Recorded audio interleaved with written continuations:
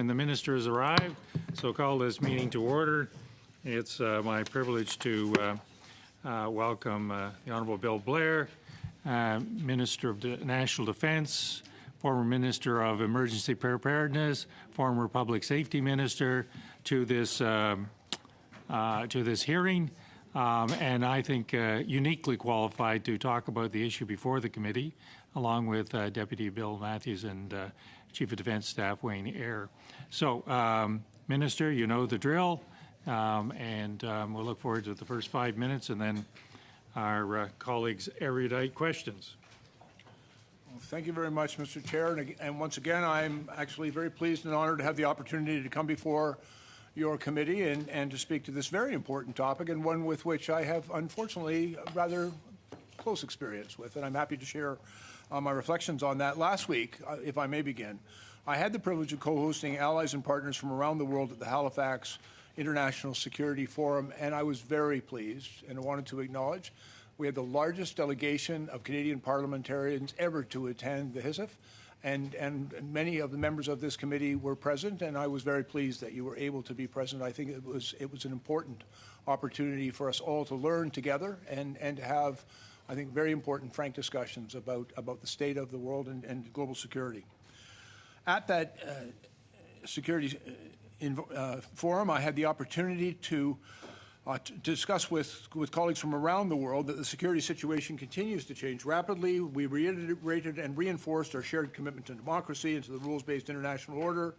I also had the opportunity to reiterate my commitment to ensuring that the Canadian Armed Forces have the resources and capabilities that they need to meet our aspirations and to do the difficult jobs that we ask of them. It's why our government has made some major defence investments already, including the new fighter jets for the Air Force, new ships for the Navy, new combat support vehicles for the Army, and more, including nearly $40 billion in NORAD modernization.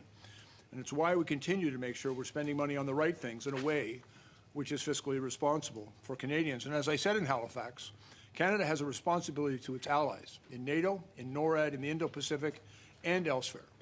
And quite relevant to our discussion today, we also have responsibility to Canadians. As the Minister of National Defence, I want to assure this committee that I take this responsibility very seriously. I look forward to coming back before this committee to discuss supplementary estimates at a later time. Whether it's an unprecedented wildfire season, as we've experienced this past summer right across Canada, the atmospheric river event that occurred in BC last year, or the impact of Hurricane Fiona. Canadians are learning about the devastating effects of climate change firsthand, and I am very grateful to the men and women of uniform of the Canadian Armed Forces who have rushed to danger when Canadians needed them most. Through Operation Lentus, roughly 2,100 members of the Canadian Armed Forces spent more than 130 consecutive days battling fires across 6 provinces and territories. Soldiers provided firefighting support and stepped up with search and rescue. They helped over 800 people evacuate safely from very difficult circumstances.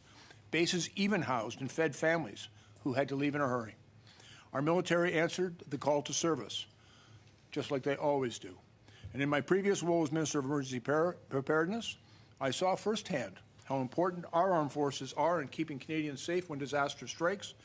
As climate change will continue these events to be more frequent and severe, we expect that the demand for CAF assistance will only continue to increase. For example, between 2010 and 2016, there was an average of just 2 requests for assistance per year from the provinces and territories, which required the military's help to deal with natural disasters. So far this year, in 2023, there have been 8. This support doesn't come without a cost. And I'm joined today by the Chief of Defence and by the Deputy Minister of National Defence, who will be able to provide you with some information and insight of what those costs are. These domestic operational deployments can have a real impact on Canadian forces and do.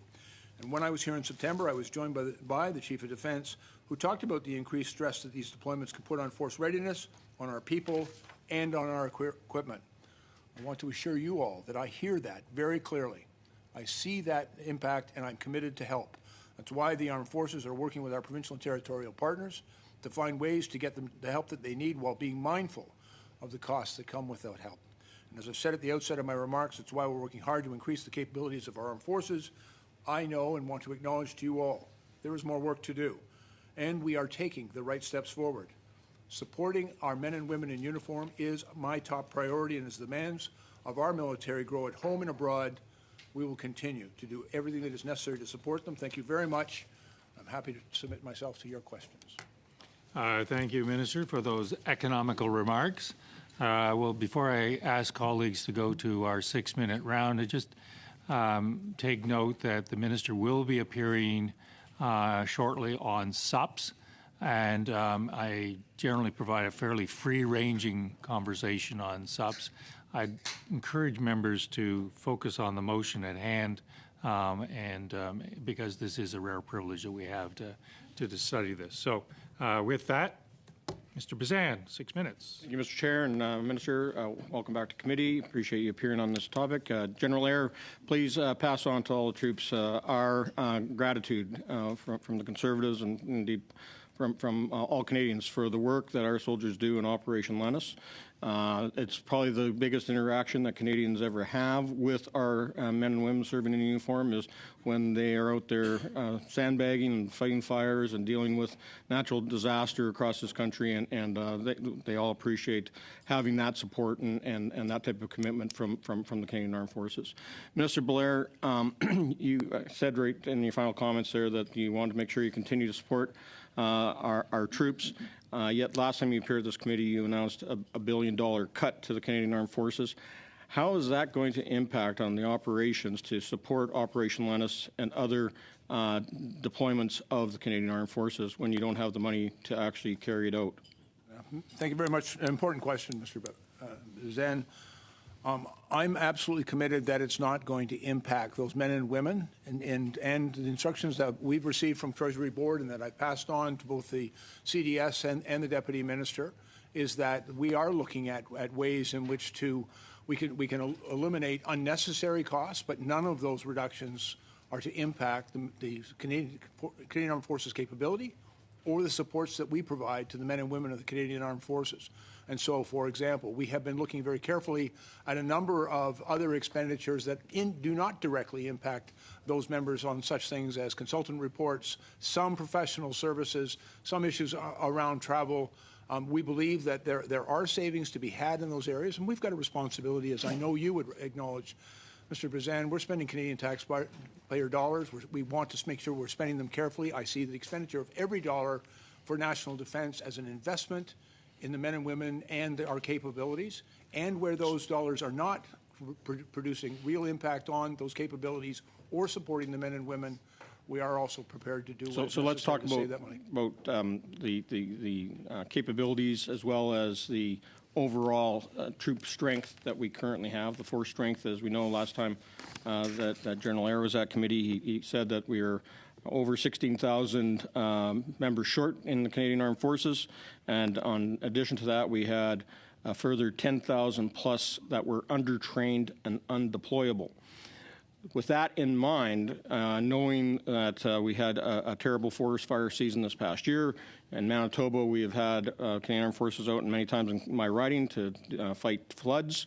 How having that low a number of deployable troops and having our commitments that we have today to our operations in both the Indo-Pacific as well as within NATO and Operation Reassurance and Latvia through enhanced forward presence, how are we going to have enough troops around to fight forest fires, to fight other natural disasters here in Canada? A couple of things in that. First of all, I may take the opportunity, Mr. Chair. Last time I was before committee, General Eyre and I were discussing about the challenges of the Canadian Armed Forces in the recruitment and retention. And we articulated that over a 3-year period, we've actually had more people leaving the armed forces than we were able to recruit. We believed, and the General shared with us, that we believed we'd reached the bottom of that and that we were turning the page and starting to move forward. Unfortunately, I want to report to this committee, because it's important that we be candid, that continues to persist as a challenge for us. And I met just earlier today with the Chief, the Deputy Minister, and his staff with respect to, and General Burgon, with respect to recruitment and all of the efforts we are doing to expedite those processes. We need good people in the Canadian Armed Forces, and we need to retain the great people that we've got. So I just wanted to be really clear on that. But at the same time, we're very, very fortunate in this country. We already have an extraordinary group of Canadians who fight wildfires, in volunteer firefighters, professional firefighters, and municipal firefighters right across the country, almost 130,000 of them, and they do an extraordinary job for which we should all be very grateful. But at the same time, we have seen on occasion, particularly with how bad the fires were in the past year, in Nova Scotia and in Quebec, across the Prairie provinces, Alberta, British Columbia, and in the Northwest Territories, we needed to provide them with additional support. So when they came asking, we try to be very careful about how we deploy those resources, not to replace those firefighters, but to provide support and services that they cannot provide. And for example, the Canadian Armed Forces were there when communities needed to be evacuated, when people needed to be evacuated from Yellowknife, for example, one of the largest municipal evacuations in the history of this country. And they were there to help with that, and they're the only ones that could. I hate to cut you off. I'm running out of time. Yep. Because we're also talking about having the capabilities and potential training of our reserves as well as our reg force on emergency responses as well as fighting wildfires. Does the $1 billion cut in budget or any of the LAP spending, the $10 billion in LAP spending over the last 8 years, impacted upon the ability to invest in the equipment that we need to go out there and support our civil authorities when we're providing that type of support on natural disaster? Yes. Well, let me acknowledge to you, I've been asking a lot of questions about this too. Our ability to get the budget spent, and I think there's two things that we need to talk about: the budget of the Canadian Armed Forces and their actual expenditures. And there's a gap, and a not insignificant gap. And so our ability to actually get that money spent on recruitment and retention, on wages for those men and women, but also in the expenditure of the infrastructure, the equipment, the kit that they need, expenditures on housing and childcare, all of the things that make it possible for them to serve, and to make sure that they're available and capable of delivering those services when we ask it of them. That remains a bit of a challenge, a significant challenge for us, and it's part of the work that we are all undertaking to do to get the job done, to spend the money that is available, and as I've already indicated to this committee, more needs to be done. We need to invest in more of the right things. Thank you, Mr. Brizan. Mr. Fisher, 6 minutes, please. Thank you very much, Mr. Chair, and thank you, Minister, to you and your team for being here. And if you could please pass along to the incredible women and men of the Canadian Armed Forces our thanks on behalf of this committee for all that they've done. And my goodness, the hurricanes, the fires, the floods, and I'm just speaking about Atlantic Canada right now. It's absolutely incredible how much they have been able to help Canadians this summer alone. Minister, we've heard testimony advocating for greater investment in civilian emergency response capacity at the provincial and territorial level. But we've also heard calls for additional resourcing and dedicated capability in the military. Now, that could be the regular force or the reserve force. I'm interested in your thoughts, and perhaps even the General's thoughts, on the appropriate division of responsibility between military and civilian when it's responding to emergencies. What are the advantages and the disadvantages, and perhaps the limitations of each? If I may begin, Darren, and then I'd like to give the CDS an opportunity to opine. This is his profession, and I think we defer to his experience on this. But my experience as formerly the Emergencies Minister, we always try to be very careful in how we deployed and used members of the Canadian Armed Forces. And so perhaps I could just explain procedurally how that works. The province would encounter a situation in which their capacity to respond to an emergency may be exceeded.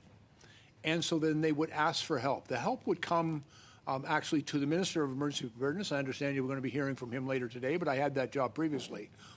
And when we received that, it would be received at the Government Operations Centre. It would then be passed over to the Government Operations Centre, who work with the Canadian Armed Forces and other federal departments, and everyone would be able to contribute what they could and could not do. And it did take into careful consideration not only the capability of the armed forces, but the appropriateness of them being the response. There were others that are part of that discussion, the Canadian Coast Guard, as an example, and the RCMP. And so there would be a very important discussion about how we could help the province. But it's important to acknowledge that there are some unique capabilities of the Canadian Armed Forces. And for example, the ability to airlift out of a certain area. They also have some people, not necessarily on the front line of firefighting, as level 1 firefighters, because most of them are not trained to do that. But there's important work that needs to take place behind that front line. And Canadian Armed Forces members are well trained to do that and have been really important to do that.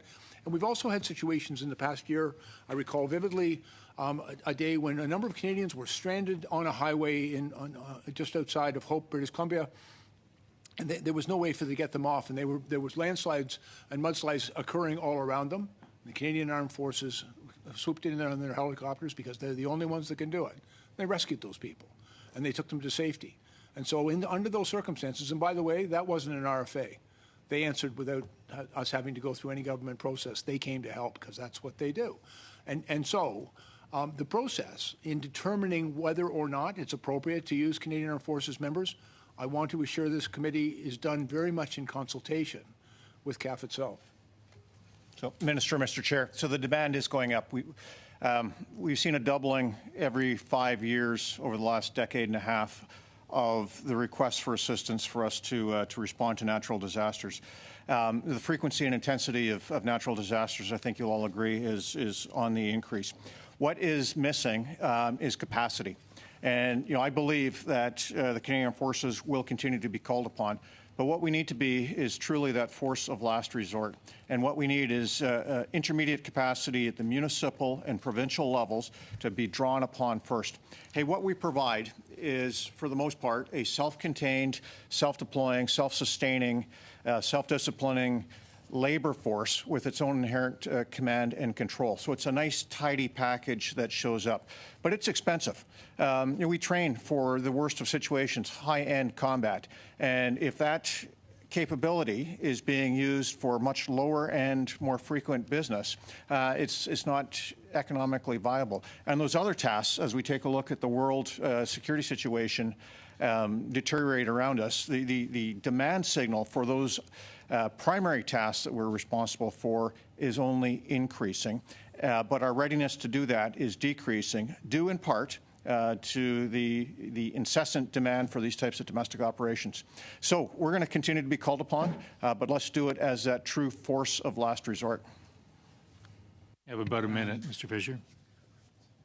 Thank you. Minister, you touched on the capabilities that might be, I guess, beyond the capacity of any volunteer-based organization, or does that stand for also for, say, provincial and territorial organizations as well? Is there a period of time where they're going to be able to cover some of these things off? Or are we always, as the general just said, always a possibility that the CAF will be called in? These events that we talk about over the past year, and even going back to Hurricane Fiona and the atmospheric flood in British Columbia, the overwhelming response was not from the Canadian Armed Forces. It was they supplemented that response. In every case, the provinces and territories, and even local jurisdictions, the police of jurisdiction, volunteer fire departments from small towns right across Nova Scotia, for example, all went into service and worked around the clock in Herculean effort and heroic effort in order to save homes and save communities and to keep people safe. It is only when an emergency, and we've seen that in the past year in particular, when the emergency exceeds the capacity of the local jurisdiction, that they ask for us to help. But I want to be very clear. The determination of what help is appropriate and how much help can be provided is a determination made by CAF itself. We don't ask of them what they cannot do. We ask them what they can do, and yes, we ask often. But I may also take the point. I hear very clearly from premiers and ministers of the provinces and territories, they really, really value the CAF contribution. It's one of the first things they ask for, and on many occasions we've had to say, that's not the appropriate response. We'll provide you with other help. Madame Normandine, 6 minutes, please. Merci beaucoup, Monsieur le Ministre. Thank you very much, Minister. General Ayer, always a pleasure to have you here with us. I would like to follow up on the questions that were just asked concerning the fact that the CAF should be a last resort. Could you say that when the CAF intervened recently, in recent years, was it really the last resort, or were there other alternatives that were not used? Yes, ma'am. I think it's a very important question. And I think the best example I could cite for you where it was the first resort because we were in a full-blown emergency is when we deployed the Canadian Armed Forces into long-term care facilities in both Quebec and Ontario.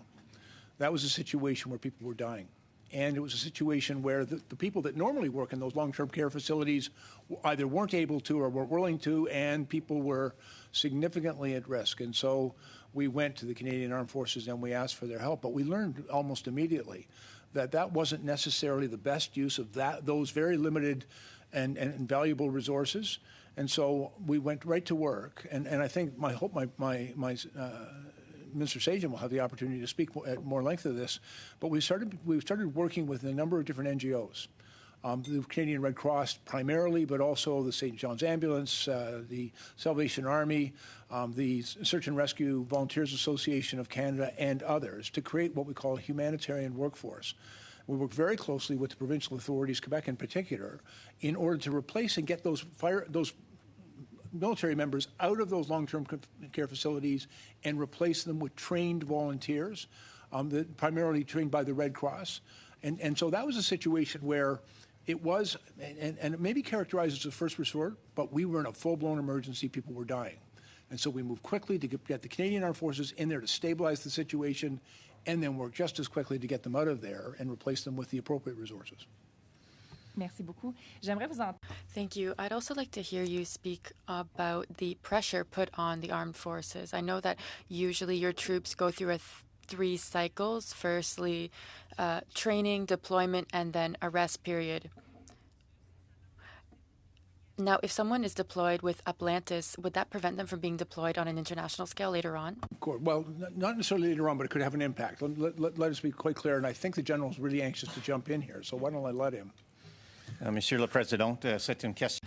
Mr. Chair, this is a wonderful question because in terms of deployment, we also have to think about the operational stress that is put on the individual. So they're not spending as much time with their family, for example. And this is an aspect that adds to the level of stress placed on a family, not just continual deployment. To ensure that I understood, so either we have troops that are deployed with Atlantis, so this is added to the three-step cycle that exists, or would this prevent them from actually being deployed on an international level? Which case is it? For example, So, for example, the battalion that is currently ready to evacuate Canadians from Lebanon was deployed in Quebec to fight fires. Thank you very much. On the topic of internal deployment, we've heard several times that this might be a negative thing for troops. They don't want to spend their career carrying sandbags, for example. Has there been an analysis of the increase in the need for climate-related response and the effect that this has had on troops? We have some data that I'm more than happy to share with this committee with respect to those deployments. I think the Canadian Armed Forces members have been absolutely extraordinary, and every time we've asked for them to answer the call, they do so. But there's a number of reasons why men and women join the Canadian Armed Forces. Part of it is because of the excellence of the training. Part of it is the opportunity to serve in a wide variety of deployments. This year was a particularly challenging year, as the General has shared with us, 130 consecutive days of firefighting. And now that wasn't all done by one group of soldiers or all soldiers, and we tried to rotate people through different missions. And for example, I remember the discussion during the summer when we had fires in obviously Nova Scotia, Quebec, in Alberta, British Columbia, and the Northwest Territories.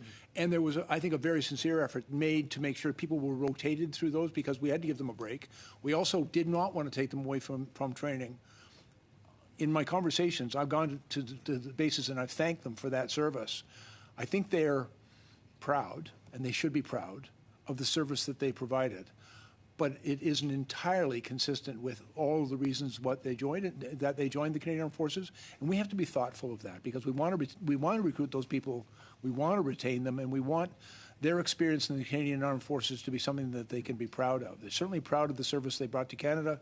They're proud of supporting Canadians in a dire time of need, but they also want the opportunity to deploy internationally and to be involved in a lot of other important missions.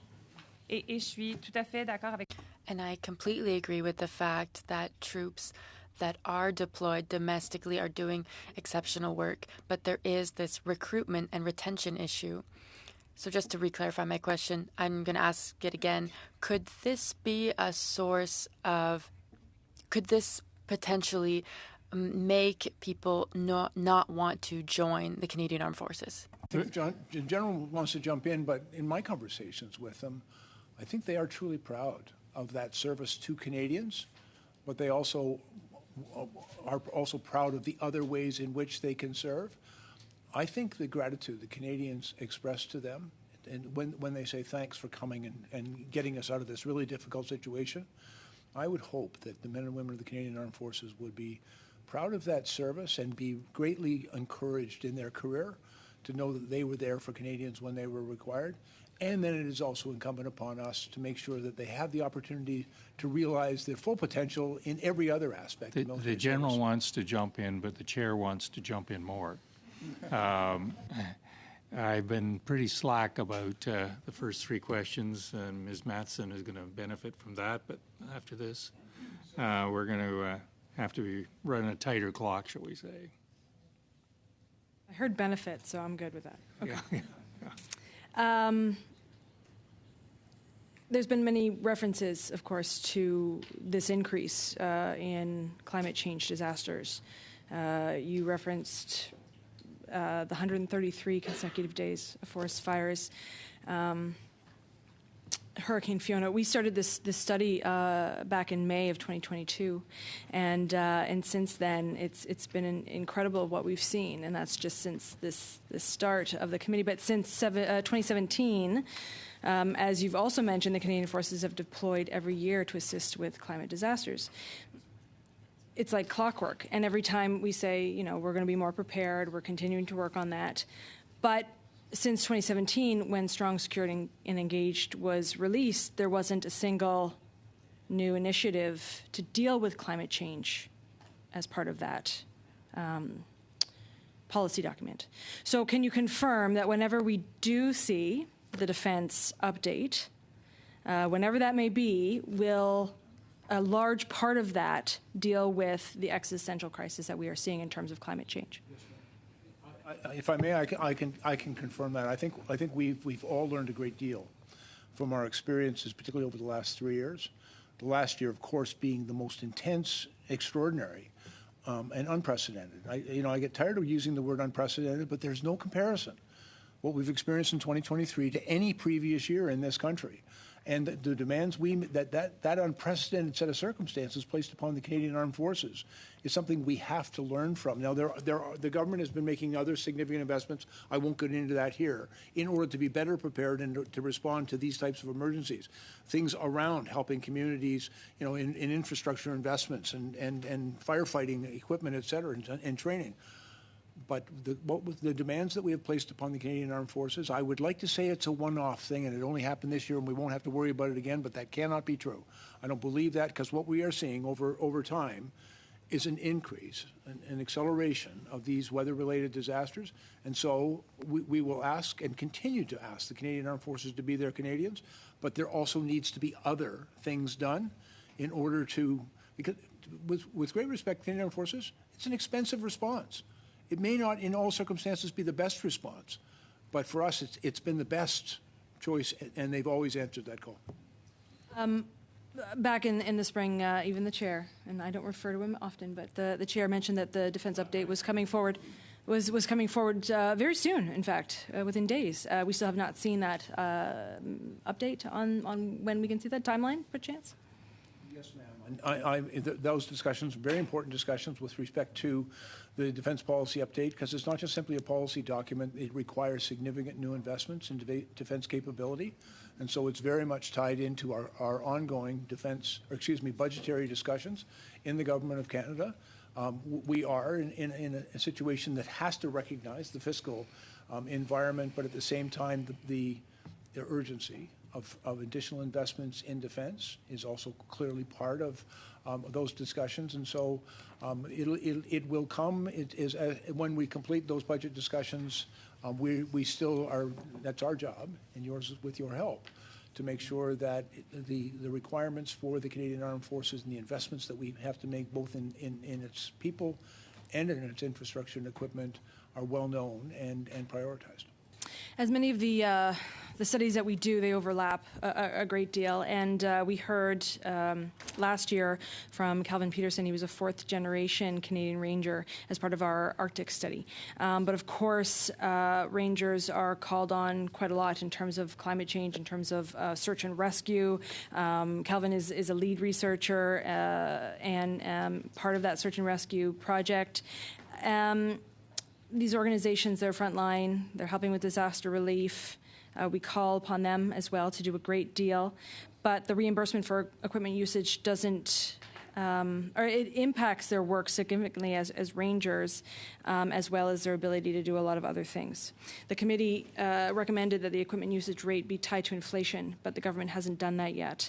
The Defense Ombudsman, reported that Rangers lack adequate access to healthcare, housing, basic infrastructure needed to do their work. So can we see those supports coming forward sooner rather than later in terms of supporting what the Rangers are doing in terms of dealing with climate change emergencies, dealing with those frontline issues, dealing with search and rescue?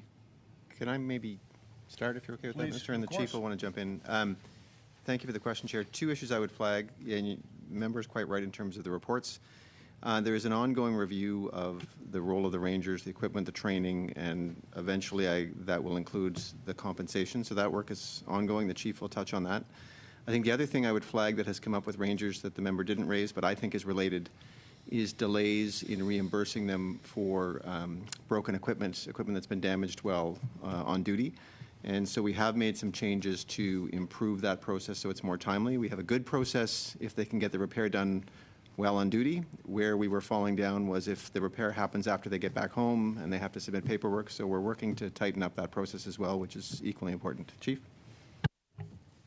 So, Mr. Chair, when I was the Army Commander, 2020, I implemented something called the Canadian Ranger Enhancement Program, and that work continues, looking exactly at those types of issues, compensation and benefits for personally owned equipment, reimbursements, et cetera. That has been put in place, but the work continues with a comprehensive review of such things as training, equipment, structure, policies, infrastructure. The model that we have had has been, when somebody comes in, has been based on somebody having traditional skills to live off the land. And we've noticed that perhaps some of those traditional skills are eroding. So we're revisiting the underlying assumptions for the Canadian Ranger program. We also need to take a look as security in the extremities of our nation becomes increasingly challenged, the roles of the Rangers. You know, right now their primary roles are to be our eyes, ears, and guides. What else can they do to enhance the national security of our country? That work is undergoing. And that re-examination is in Thank you, consultation, Ms. Matheson. I would assume? Ms. Matheson, don't stretch your benefits. Yes. If we are going to get in a full round, we'll have to be very tight with the time. Ms. Cramp-Nyman. Nope. Yes, that's what I've got. Okay. Mr. Kelly? I think so. Oh. No. Either way. Okay. Cramp-Nyman? Yes, okay. All right. So thank you. Of course, we're in the middle of a perfect storm, and the perfect storm is continuing, and the capacity for natural disasters is definitely a concern. The troop strength, obviously, is relevant to that of how CAF can help Lentis. So my first question is, in Section 3.1, it stated of the departmental report, it stated that the Canadian Armed Forces is growing towards its end state of 101 500,000 personnel. Yet the results achieved paint a very different picture. In every single performance indicator, percentages have dropped year after year. Force establishment is down 5%, reserve forces are down 5%, and the percent of occupations with critical shortfalls is up a staggering 20%. Even the footnotes come right out and say that the department, under your leadership, cannot compete with the labor market or attract talent. So why is this, and why is that year after year that General Ayres' order your government has not only failed to reverse the recruitment and retention crisis, but statistically it's showing even worse? I think there are a number of reasons why, in the aftermath of the pandemic and a number of other factors. I will also tell you that in my consultations with defense ministers from across the globe, including in the United States, they're facing similar recruitment and retention challenges. But there is important work that needs to take place. Perhaps I can turn to the Chief of Defense and have him explain, if you'd like. If I may, Minister Blair, objectively and verifiably, the numbers contradict in this. For example, the title is called Canadian Armed Forces is Growing Towards its End State of 101,500 personnel. But then the numbers in the footnote absolutely disagree with it. So my question to you is, what objective steps have you actually taken and done to fix this recruitment and retention crisis? Because we can't support Operation Lentis or likewise if we don't have the people. And thank you. I think the people are the most important part of the Canadian Armed Forces. I share your concern with the challenges the Canadian Armed Forces and other armed forces around the world have been facing with recruiting the talent that they need. And I think there are also challenges in retaining that talent, because many of the great men and women of the Canadian Armed Forces are finding it difficult to serve. And it does require that we work with them and make investments in housing, in childcare, in health services, and all of the important supports that the Canadian Armed Forces members need in order to continue to serve. Okay, so speaking more specifically to housing and or childcare, in Section 3.2, the percentage of CAF members who feel that the CAF can provide a reasonable quality life for service members and their families, and a percentage of CAF members who feel positive about their jobs are unavailable. Can you please explain why D&D is not including that in the departmental report? Well, again, perhaps if you don't mind, I'll turn to the General because it's his report. Well, we're straying a bit from the subject matter of the committee for today. That's a more appropriate question to the supplementary estimates, in which. Perhaps if you can tie your response to how this might affect the ability of CAF to respond to the aid to civil authority. I can go on to the next question, perhaps, and allow or encourage him to have those available for the next meeting. You can launch it that way, and we can carry on. So moving forward, continuously families of CAF are losing confidence in CAF's ability to provide proper services, and a 6-point drop between surveys is really extremely worrying. So what are we doing to stop this? And I'm asking these questions because, again, the troop strength and the support of their families is relevant to how many people we are going to be able to, or how the CAF is going to be able to support Operation Lentis. Thanks very much for the question. And I think it really is tied to investments that we have been making through the SSE initiative beginning in 2017. And we, although I'm encouraged and believe that we are making progress, it also identifies that much work needs to be done. We all know that in 2014, defense spending plummeted in this country below 1% of GDP. Okay, so it created a situation that was not supportive of the Canadian Armed Forces, and we've through SSE are increasing defense spending by nearly 70% over an 8-year period. Okay, so recover from that incredible deficit that we inherited. Minister, when and where can we expect to see the investments that you're talking about when we have billions of dollars of cuts coming forward? I'd invite you, for example, maybe drop over to the 22 wing at North Bay, where we just opened a brand new medical care facility for members there. Some of the investments that are being made right across the Canadian Armed Forces.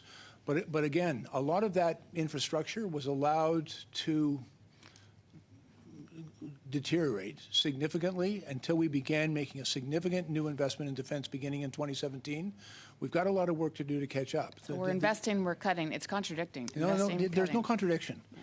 Thank you, Ms. Kramp-Nyman. Mr. Collins, you have 5 minutes, and I'm sure you'll stay with the subject matter that is in front of us. Oh, no, absolutely.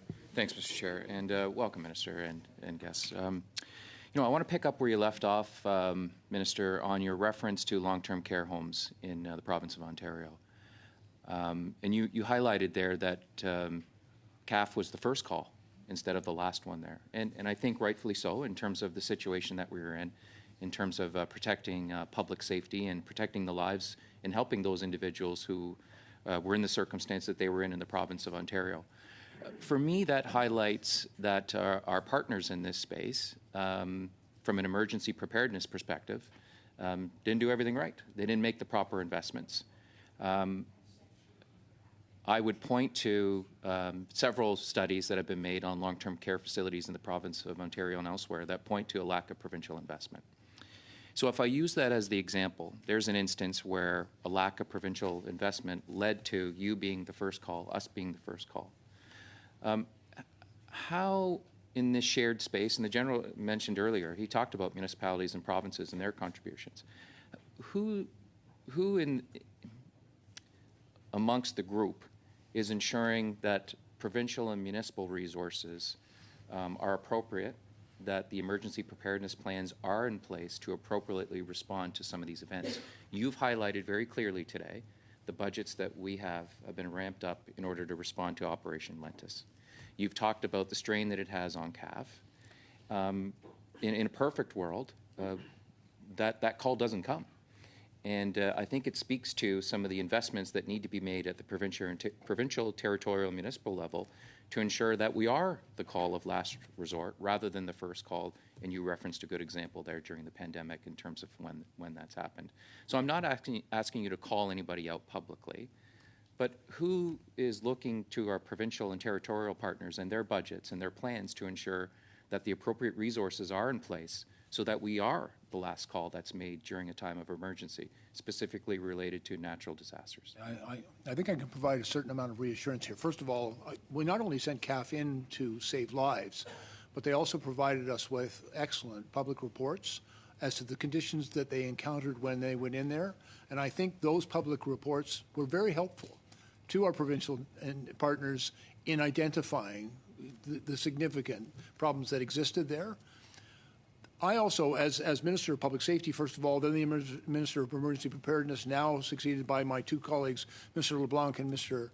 Sajan, convene what we call FPT tables, federal, provincial, and territorial tables, and I think we've learned a lot of lessons and made sure that we bring in national Indigenous organizations into that table as well. There is a great deal of communications and lesson learned from each of these major national disasters that we have faced.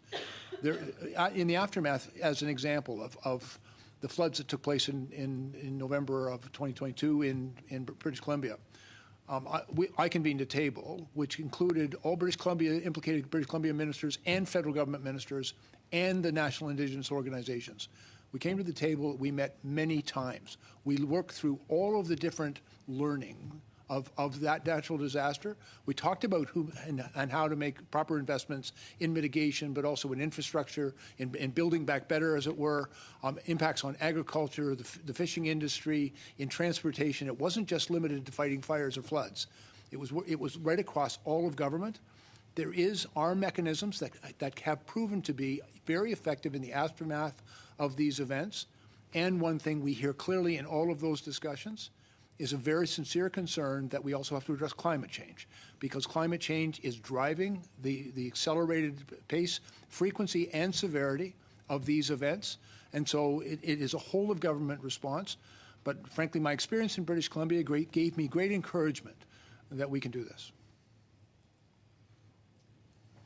So from a budget perspective, who do we turn to provincial auditor reports to ensure that they're doing everything they can from a disaster response perspective, or because I think the greatest service we can do to CAF members in all areas is to ensure that we are the last call and that sufficient provincial and territorial resources are in place so that there's less strain on an annual basis with our services and our members. And so That's just something that I haven't been able to wrap my head around in terms of our budgets are increasing. You've been very clear today. We're providing sufficient support, and it's happening more frequently, and it's placing a strain on our service both at home and abroad. That's been made very clear to the committee. I'm just not certain when it is a shared space between three levels of government, who's holding the other partners to account when they are the first responders when it comes to these. We're going to have to leave that as a question with no answer. Madame Normandine, 2.5 minutes. Merci beaucoup. Thank you very much. It was mentioned that one of the things that troops are receiving when they're deployed domestically is actually less time with family. Some witnesses have said that they're not receiving medals, actually, when they're deployed with Lentus. Now, what I'm wondering is if we could do more to better recognize the work done by these individuals who are deployed with Lentus. Normandine, I think you've asked a very important question, and I think we need to do a better job of acknowledging and rewarding those members who answered this particular call to service. As you mentioned, there are service medals and ribbons that members get when they're deployed overseas. But their experience in their domestic deployments can be just as challenging. So it accounts for the same amount of time away from family. It can, in some circumstances, be quite difficult and traumatic experience. It really taxes their ability to respond, and it's quite impactful on them. It's an issue that we've had some discussion on, and I'm convinced we need to do better in finding ways to recognize that service, and so we're working on that. But I think it's an exceptionally important point. Thank you. Very quickly, we know that they are considering having long-term contracts for quick response. Why would we give certain specific contracts to certain types of work? I apologize. Could you be more specific in your question? I'm not sure I understood. No. Thank you. There are reservists who would like to have contracts to be able to deployed for immediate response, 6 months contracts, for example, to reduce the load on the Canadian Armed Forces. What's preventing us from giving contracts to reservists in these cases? Not an area which I have a great deal of experience, although I've come to really appreciate the incredible work of the reservists. So if I may turn to the Chief of Defence, who I think has more experience in this arena than I. Monsieur le Président. Mr. Chair, the situation for each reservist is different. Their personal situation, but generally for operations in Europe, for example, we used more reservists for our operation in Lithuania.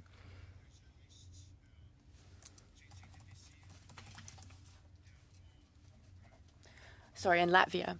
But it's important for us to have a large group of reservists that are able to work together. With our reserve deployments, and the effect on readiness is if they can only get 2 or 3 weeks away from their civilian jobs, and that is consumed in a domestic deployment over the summer, they cannot train and get that collective and individual training in the rest of the year. And so that is part of the readiness impact that we're having as well. 2.5 minutes, Ms. Manson. So I will continue on in terms of speaking about reservists, and it is important to absolutely recognize through service medals and so on, but it's the compensation, of course, that's linked to that, and the fact that they don't have the same benefits, they don't get the same recognition, but that compensation is key. The Defense Ombudsman released his report on the systemic barriers to reservists receiving mental health supports during and after domestic deployments. So can you tell us what reforms will be taking place in response to that Ombudsman's report to protect CAF members? It was a very useful Ombudsman. Well, I found it a very useful Ombudsman report. We value that work, and so we're looking very hard at not just the mental health supports, which are not insignificant, for those reservists who've been on these domestic deployments, but other supports as well. It's something that we are examining very carefully. But, and let me be very clear. I think the benefits that they received are important, but also the ease of acquiring those benefits. Sometimes it becomes far too complicated and time-consuming, and there's delays. That can add to the difficulty of those deployments for those individuals. And so we're working through how to do that more efficiently. Go ahead, Chair. And Mr. Chair, we continue to look at what else can we do. You know, for example, after the long duration of fighting fires this summer, I asked the team to look at tax-free status. You know, much the same as what we have for overseas deployments. Of course, there's a whole litany of reasons why we can't do it, but maybe this is something your committee could take away. And just so you're also aware, volunteer firefighters and search and rescue personnel receive a $2,500 tax credit. For those deployments. Frankly, that hasn't been raised in a long time, and I might strongly advocate that it should be looked at again. But those types We of have things are PMBs right. on that, so that would be great. I've spoken to Don many times about it. Mm-hmm. So one of the things too, I'm a bit concerned. There was some commentary in terms of what municipalities, what provinces haven't done. There's also a great deal, and I actually had a meeting today with FCM. They're concerned, of course, about all the downloading that has happened from federal and provincial governments upon them, the resources that they do not have. And so I would love to hear a commitment from your government to ensure that through the fact that they are desperately trying to deal with housing, with mental health crises, with health crises as they are, that they will also continue to receive supports in terms of mitigation so that there isn't a blame placed upon them for calling upon the Canadian Armed Forces because they don't have the capacity to take on one more thing that is federal responsibility. And just to be really clear, first of all, the city can't call upon directly federal resources. The way in which the process is set up, it comes through the province. The province has to submit an RFA, and under no circumstances do we send the municipality a bill. Ms. Matheson is way beyond time. Mr. Kelly, 5 minutes. Minister, your government announced a $1 billion cut to the Defense Department. How will that cut, or will that cut, result in an increase in the ability of the Canadian Armed Forces to respond to domestic disaster calls? Well, of course, Mr. Kelly. It's not going to result in an increase, but what we are committed to do, it is that it does not in any way diminish the capacity of the Canadian Armed Forces to respond to the missions we send them on. Is this cut going to increase, or will this help your government solve the crisis of recruitment and retention in the forces? We are absolutely committed that it won't interfere with that solution.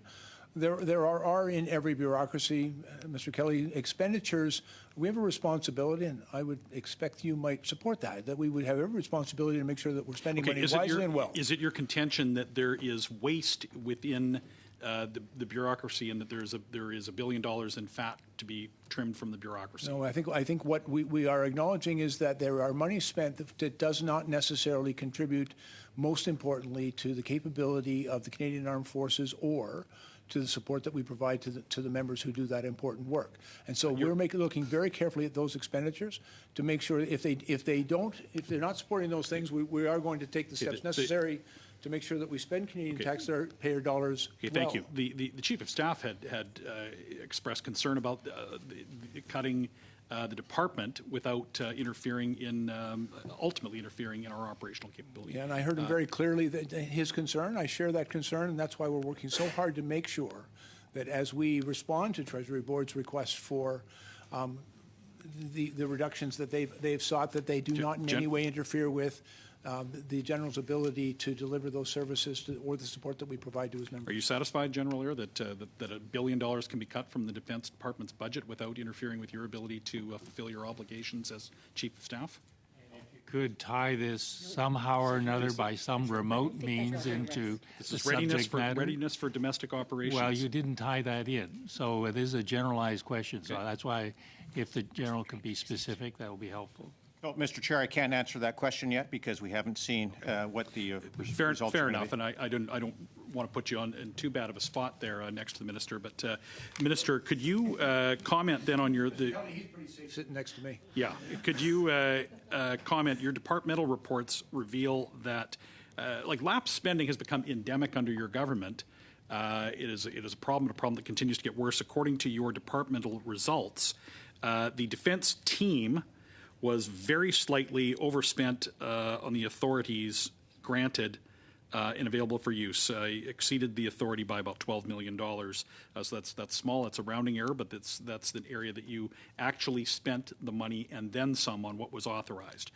The areas that were underspent, that were lapsed money, where money that was authorized by Parliament has not been spent, include operations, ready forces, future force design, procurement of capabilities, sustainable bases, information technology systems, and infrastructure. Every one of those categories had significant had lapsed funding. Will these lapsed funding expenditures, are they going to help us and your department's ability to meet domestic operational deployment needs? Go ahead. I'm going to turn to the Deputy Minister, who might be able to provide. I'd like to hear your answer. We get the officials more frequently. Well, of course, but I'm going to turn to the Deputy Minister to give you some information. Okay. If you'd like any facts, yes, he can quickly, provide sure. Mr. Chair, what I would focus in on, some degree of lapsing is healthy. You want to be kind of in the 3% range because it's illegal to overspend the total vote by Parliament, and that money gets reprofiled. I would encourage the committee, when we focus in on lapses, to look at projects, because when project money lapses, it means two things. We can always carry that money forward, but it erodes because of inflation. It also means we use assets longer than intended and their maintenance bill goes up. We have a significant amount of lapsing last year, for instance, nothing to do with projects. It's delays in settling a class action lawsuit. That's just the process at work. That's fine. We have a grant program we launched this year that the take-up has been less than initially expected. That's fine too. Projects are the one that concern the Chief and I the most, because that's the project to deliver the capability, and sometimes that's ourselves being delayed in defining requirements. Other times it's challenges with industry. There's a myriad of reasons, but I would really encourage the community to zero in on those lapses related to projects. I suspect that those facts would be helpful. Thank you, Mr. Kelly. Mr. Fillmore, 5 minutes, please. Thanks very much, Chair, and thanks to the witnesses for being with us. And moreover, thanks to all three of the gentlemen for joining us at the Halifax International Security Forum for a great weekend. MP Fisher and I were very pleased to welcome you and other members of the committee to our part of the world for some really important dialogue. So thank you very much for that. The flavor of my inquiry is going to be, does the increased operational tempo of Lentis point us to conclude that response horsepower other than CAF is needed? But I want to seed your thinking a little bit with a couple of things. CTV recently reported that, in reporting on your remarks, I believe, Minister, that there used to be between 5 and 10 formal requests for federal assistance from the provinces and territories each year. However, between March 2020 and October 2022, there were more than 200 requests, 157 of which involved the military. We saw just in Nova Scotia 700 members deployed for Fiona. Just in Nova Scotia, we saw 450 members deployed for Dorian. It's not just personnel, it's ships like Margaret Brooke, it's fixed wing aircraft, it's helicopters, right down to chainsaws. So it's equipment otherwise deployed that's being diverted. It's service members otherwise deployed being diverted. It's their training may not be exactly what is required, and we saw there was some retraining required on site. So what I guess what I want to ask you is, what are the specific nature of the challenges that this raises for the CAF and its members? And how do you meet those challenges? And then how does that tie into what else is needed if something different, like not-for-profits and so forth? Thanks, Andy. And I think we need to be very clear that responding to all of these requests for assistance from the provinces and territories bears a significant cost for the Canadian Armed Forces. There's a price to be paid, and we've been paying that price in our operational readiness for other things. It's been difficult on our members. We acknowledge that cost, and there is important discussions that need to take place on the country, and that includes provinces, territories, municipal and regional and territorial governments and Indigenous governments, to make sure that they have increased capability in order to respond to emergencies, and also that investments are made to mitigate the impacts of some of the emergencies that we have encountered. That can be a number of things, including helping communities make better decisions about where they locate in floodplain areas, as an example. But as we've indicated, there is a cost associated to Canadian Armed Forces doing this. I think it's important that we work very closely with provinces and territories in order to ensure that, for example, additional firefighters are trained. It's very clear that we're going to need more of them in the coming years. If the circumstances exceed their capacity, we'll make sure that the Canadian Armed Forces can come in to supplement their capabilities. But I want to be very clear that should be, in my opinion, a capability that supplements the provincial and territory and local requirements. And we want to continue to encourage them and even support them in building up those requirements so that they have the water bombers, the firefighters, all of the skills that they need in order to respond, and that only in critical emergent situations should we be calling on the Canadian Armed Forces, because we do acknowledge there's been a cost. There's been a cost to them answering the call. We're very grateful that they've always done it, but it's important to also recognize that that's a very expensive cost that we're incurring. It's a cost to the Canadian Armed Forces. It's also a cost to the Canadian government and the Canadian people. And so we've got to find the most efficient way to respond to emergencies as well.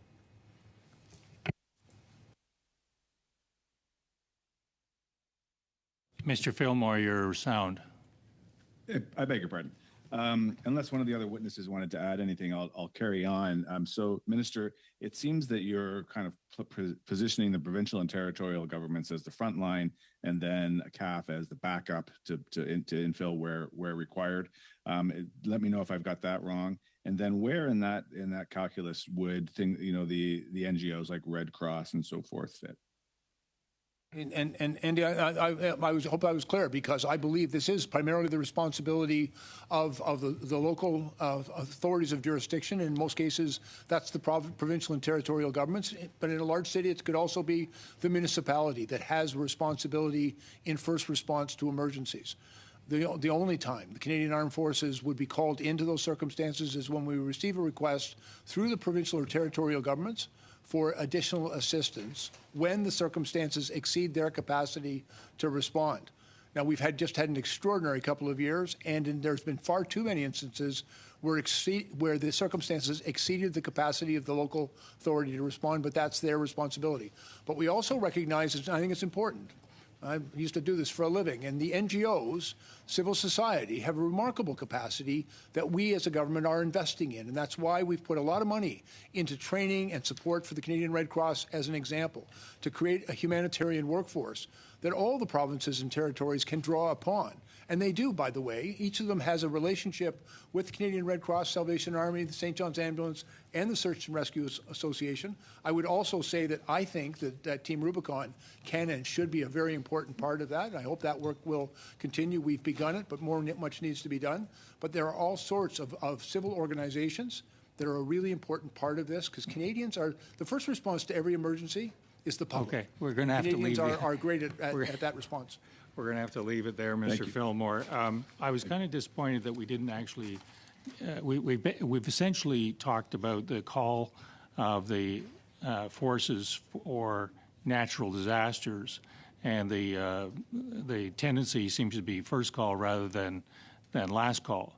What we haven't talked about is the call on the resources of CAF for things like armories and training facilities where civil authorities wish to appropriate for emergencies. I'd be interested in your thoughts on that, hopefully briefly. But I think it's, if you will, an emerging call on resources that people don't appreciate the significance of that call to the training and upskilling of our own troops.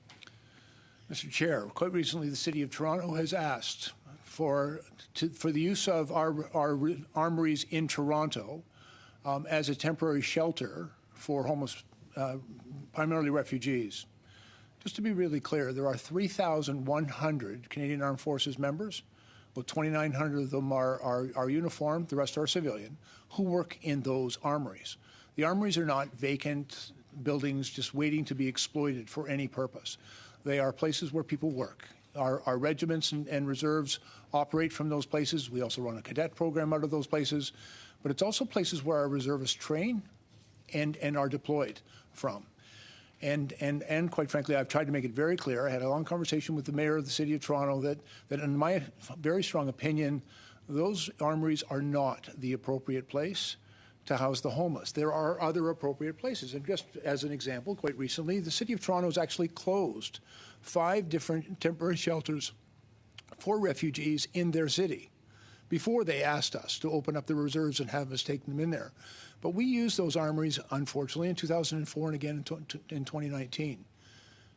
Homeless advocates said that the conditions there were deplorable, and I was there and I agree. In 2019, a man died there.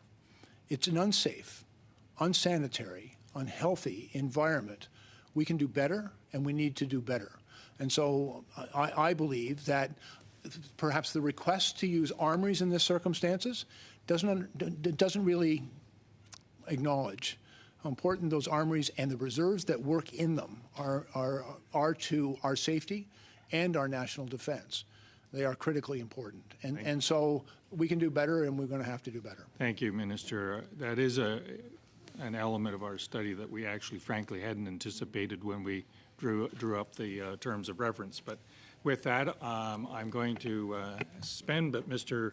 Bazan has a point of order, I understand. Yeah, Mr. Chair, Deputy Minister Matthews in his comments said that they're trying to stay within the 3% range and that they're more concerned from the Department of Canadian Armed Forces side about projects.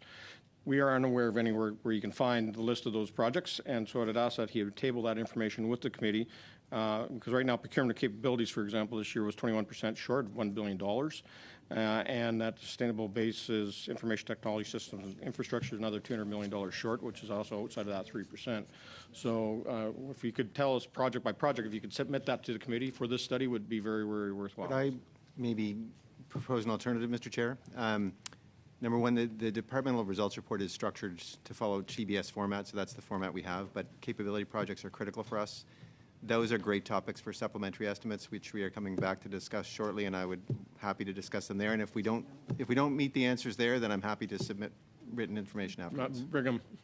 Okay, so let's leave it. The Minister and Mr. Matthews and the Chief of Defence Staff are coming back, and if that's still an outstanding issue, then we'll deal with it there.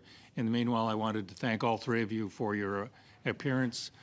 This is a very this is a very difficult topic to deal with, and we appreciate your contributions. Colleagues, will suspend while we re-panel.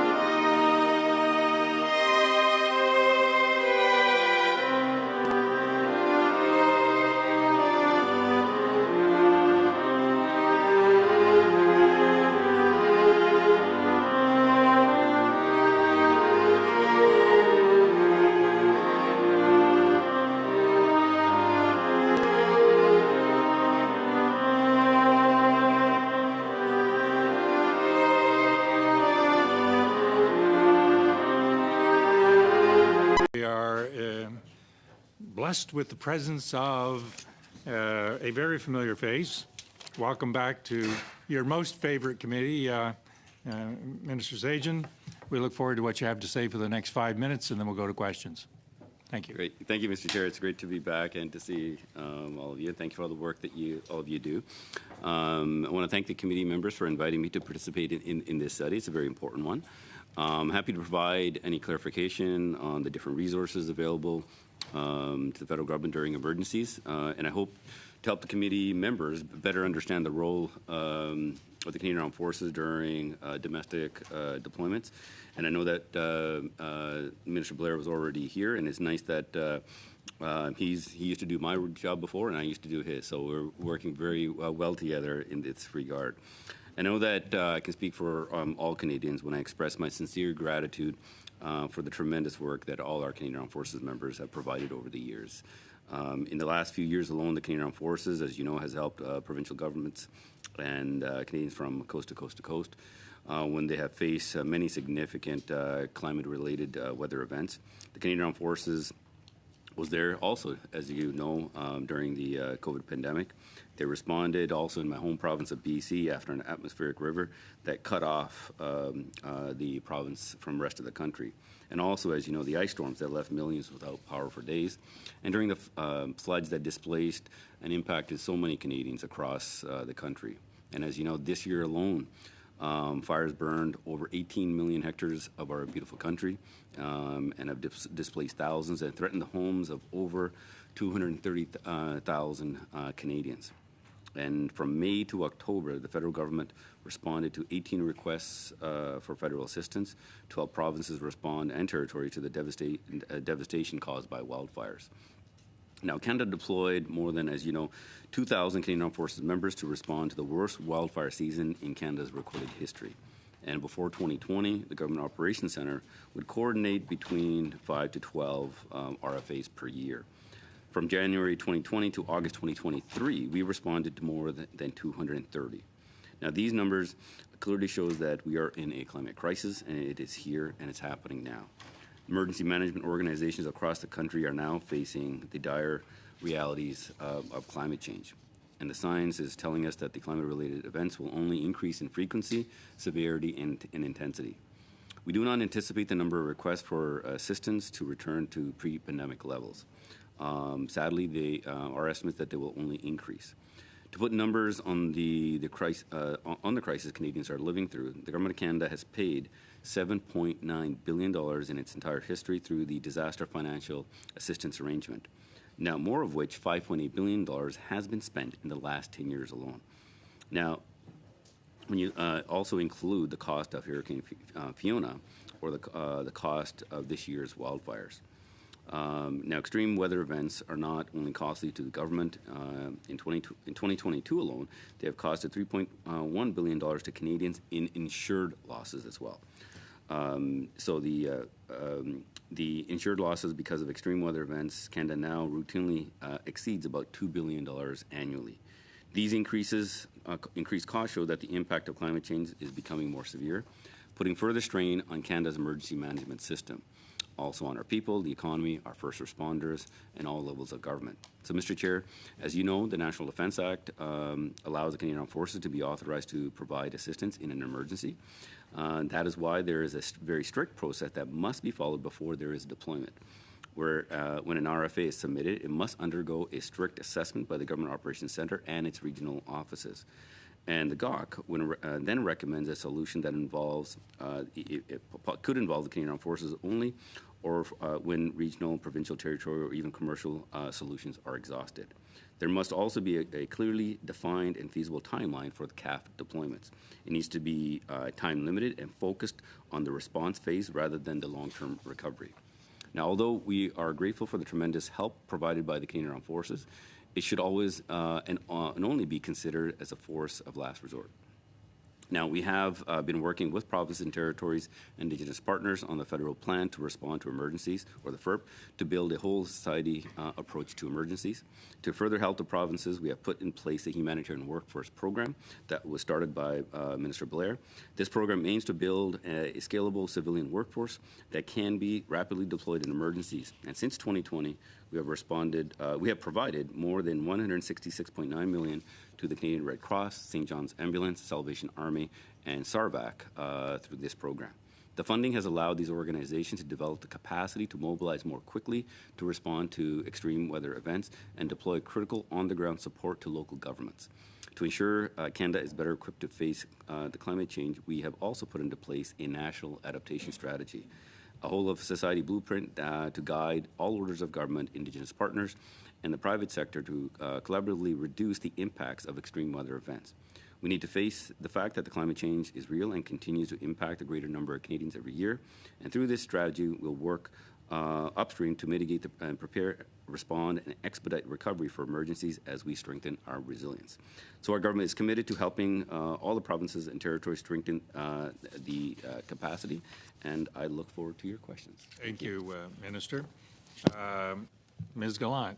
6 minutes, please. Mr. Chairman, the committee heard testimony about Germany's Civilian Volunteer Corps, THW, which is activated in emergency situations. Has the minister investigated how a similar civilian volunteer corps comprised of people from all walks of life, including nursing and engineering, that could be activated to assist in public emergencies? Or what is the government trying to transform our military into just aid to civil society, period? No, in fact, actually, as Minister Blair obviously mentioned, the Canadian Armed Forces is used as a last resort because of now more extreme weather events and other emergencies have significantly increased the need. We need to make sure that we have the proper capabilities built in at the municipal, provincial, and at the federal level. And what we want to do is making sure that we have the right resources at the right place at the right time. And the one that you mentioned from Germany is something that we are looking at actively. And we are also looking at other nations as well to see what's going to be suited for our country. And what we're going to be doing is actually we're going across the country to talk with all with the provinces and territories, and especially at the local level with the mayors. And I was speaking with about 5 mayors just today. And talking about what are the actual needs to making sure that we can respond to the uniqueness of each province and territory. Great. Since denial of service, cyber attack on critical infrastructure can quickly become a public emergency, how is the Emergency Preparedness Department's command center alerted when a cyber attack has been detected? So first of all, when it comes to emergency, those are things that we are looking. I'm glad actually you are looking at the emergency much broader, because a lot of times when we talk about emergencies, it comes down to wildfires and floods. We do need to look across that board, and cyber is something that we are not only looking at how to respond, but they'll be working very closely with the Cyber Center to making sure that the proper resources, which then the Minister of National Defense obviously controls.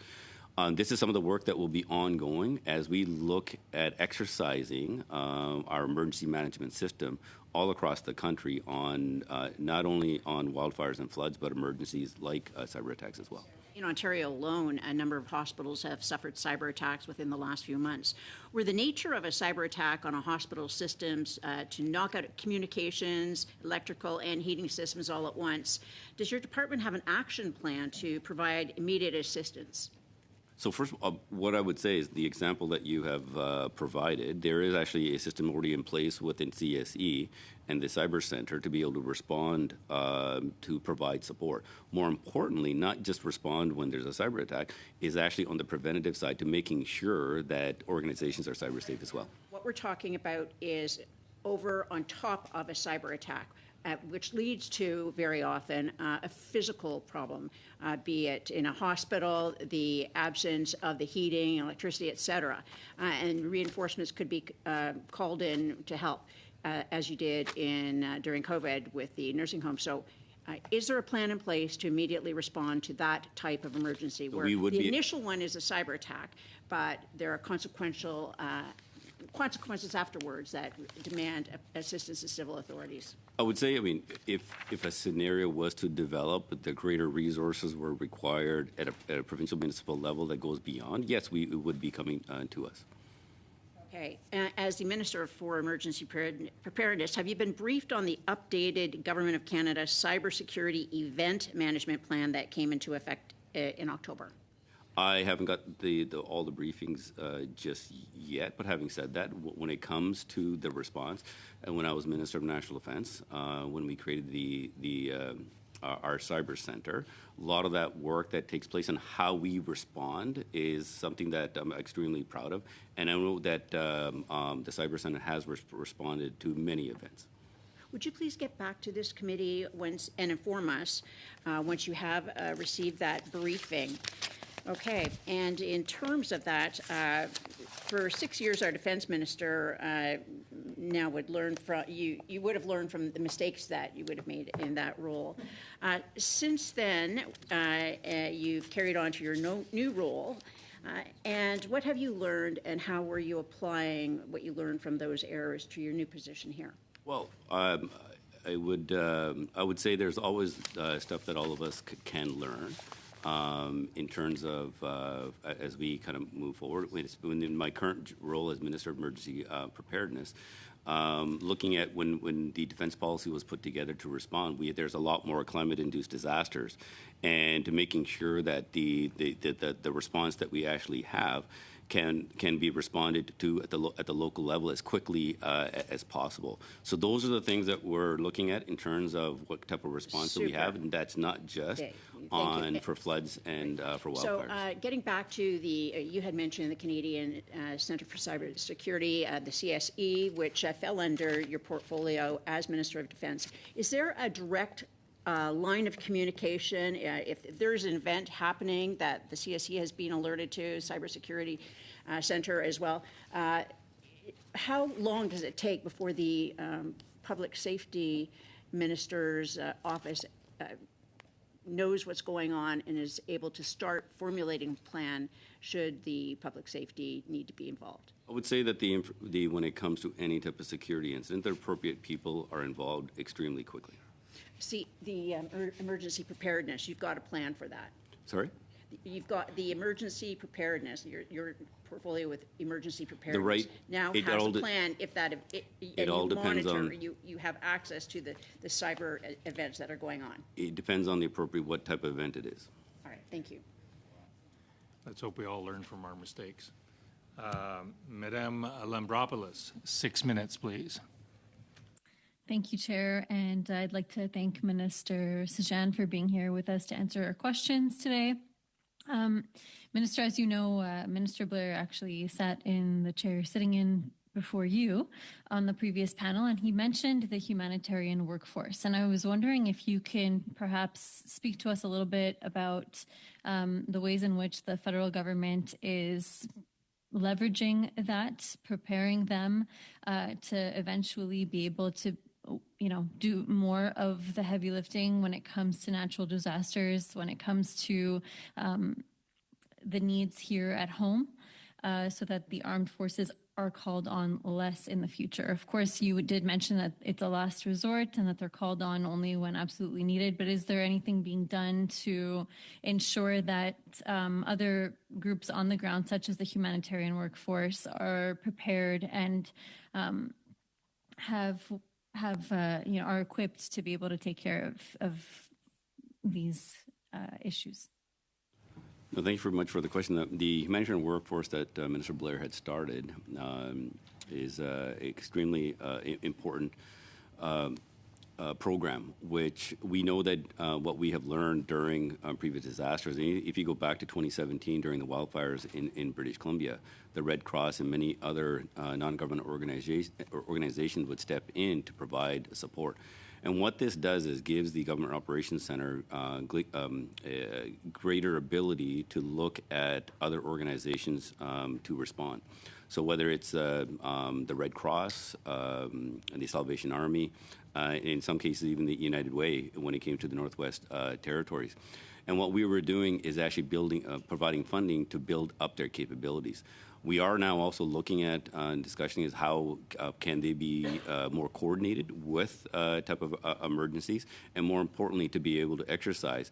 Because when it comes to emergency, there's the actual response to the event itself, but also there's many other things that takes place when you look at the evacuation of Canadians. So there's a lot goes into that, and we want to make sure that we have the right organizations as part of this humanitarian workforce that can provide the appropriate assistance. And Trevor, if you want to add anything to that. I think our intention is really to build off our experience with the humanitarian workforce. So we started with the Canadian Red Cross, and then we added 3 NGOs, St. John's Ambulance, Sarvac Search and Rescue Volunteer Association, and then the Salvation Army. We're currently reviewing the humanitarian workforce, and our intention would be that we would look to see if we could add other NGOs, and we're kind of looking at it from the point that was made earlier. Are there other elements that we could add to it, including looking at civilian response? So there is ongoing work in terms of evaluating the humanitarian workforce as it stands now. And our intention is to kind of build out that function or provide opportunities to do that with the objective of releasing the pressure that is currently on the Canadian Armed Forces. Okay, thank you very much. My next question, I'm going to ask you if you can perhaps explain to the committee what the process is when a province needs federal assistance. How are these needs assessed? And then based on, the assessment made, how are decisions made afterwards regarding who to call on to help? How, what's the line that you need to cross in order to go on to the armed forces? Can you please explain what the process would be when a province needs help? The process itself is a set process, but I also want to explain in the reality how it also gets done. It can go very quickly because when a disaster like a flood, wildfire, or what you're trying to do is predict or monitor the situation on the ground. So there's ongoing discussions continuously. But the process itself is when a province feels that it doesn't have all the tools or ability, they make a request to the federal government, which comes to my department, and the Government Operations Center assesses the actual need. It's not about looking at what resources are needed, is what the actual situation is and what problem needs to be solved. And then we look at what are the best tool that's needed. And in some cases, it could be the Canadian Armed Forces. In other cases, it could be another organization, like the Coast Guard has also been deployed a number of times, and especially this wildfire season. And then they work out the duration time, what is actually needed. And then the request comes to myself, goes to the Minister of, if the Canadian Armed Forces are needed, goes to the Minister of National Defence for approval, and then it's authorized for deployment. Trevor, you want to add anything to it? Well, just in terms of the assessment within the department, when a request comes in from a jurisdiction, a province, or a territory, the Government Operations Center will take a look at the request and assess it across a bunch of criteria, including is it a valid request that's coming in that we can help with? Are there availability of federal resources that could be engaged, including whether or not that would be the Canadian Armed Forces? We kind of look at the nature of the situation and the outbreak, how it's happening, what are the capabilities and the gaps, and then we'll look at kind of the regional circumstances that surround the request itself. And by that, I mean we would look at the capabilities within the jurisdiction and whether or not they can respond to it or not. Obviously, there is variability across the Federation in terms of capacity with each of the jurisdictions. That's pretty well it. Thank you, Madame Lambropoulos. 6 minutes, s'il vous plaît, Madame Lamont. 6 minutes, Ms. Normandine. Thank you very much, Mr. Sajan, for your presence here. Much appreciated. I would like you to keep in mind as I ask my questions that I'm aiming to respond to the pressure that's put on defense right now. That's the central topic of our study. In the previous panel, we spoke of the question of accountability amongst different orders of government when there is an intervention request for our armed forces. The FPT levels are involved. Could we do more ahead of time in order to not have to use the CAF? We spoke of that earlier, but also I'd like you to speak about between the Minister of Defense. Is there a form of accountability? Could they say the Minister of Civil Protection could have done more? That is a very good question. In fact, that's exactly what we're trying to achieve. When originally it was envisioned during the consultations with Canadians for the defense policy, there's obviously a need for the Canadian Armed Forces to be making sure that as a force of last resort to be able to respond. But as you've seen now, it's been so frequent that Canadian Armed Forces have been called upon, which is important for all of us at municipal, provincial, and federal level to assess what type of resources are going to be needed to kind of deal with the increased frequency of responding to emergencies. So this is what is being developed now. Having federal and territorial meetings, and provincial and territorial meetings across the country, and also meeting with mayors to determine province by province and territories what resources are going to be needed. And what we need to do is to make sure that right down the municipal level, what type of resources are going to be needed, what type of training is required, and what type of resources are going to be needed at the provincial level and then at the federal level. So what we want to do is, putting CAF aside, is what type of resources needs to be in the right place at the right time, and then only look at CAF as a last resource. For example, we are looking at options right now for how do we have more firefighters. Yes, we need to train more Type 1 firefighters, but the Canadian Armed Forces provide Type 3 firefighters. What we need to do is look at how do we train Type 2. So there are different options we're being looked at. We're at a premature stage to kind of talk about it just yet. So we will be we're analyzing what type of things that the Canadian Armed Forces have been asked to do that can be done by somebody else, and only look at the Canadian Armed Forces for what is absolutely needed. So, for example, there's certain things that the only Canadian Armed Forces can do. Evacuation is one of them. When you need to do very quick evacuation and you don't have time to contract aircraft, you want to be able to move our resources in quickly. Canadian Armed Forces also has capability to fly at night. And those type of things into remote areas are also very important. So we're going to be doing that assessment. And more importantly, what we want to do then is, as we look at this, we want to exercise that area. So that way, not only are we using CAF less, but we're also looking at how do we prevent the emergencies getting out that goes beyond the capacity at municipal or provincial level. Merci, mais pour revenir à l'interaction. Thank you, but I'd like to talk more about the interaction between the Minister of Emergency Preparedness and the Minister of Defense. Could the Minister of Defense, for example, hold the Minister of Emergency Preparedness accountable for not having sufficiently invested in mitigation, in preparation, for not having had a sufficient plan to prevent them having to use the CAF? Is there an interaction between these two departments at our federal level? So there's always ongoing discussions in terms of what is needed, and I would say that with Minister Blair as now Minister of Defense, having started in this portfolio, has a very good sense of what actually is needed. So we're able to have some very good discussions directly. But more importantly, what's probably the most important, the response for disasters has always been at a provincial level. And if you looked at previous decades, it's been handled at a provincial level.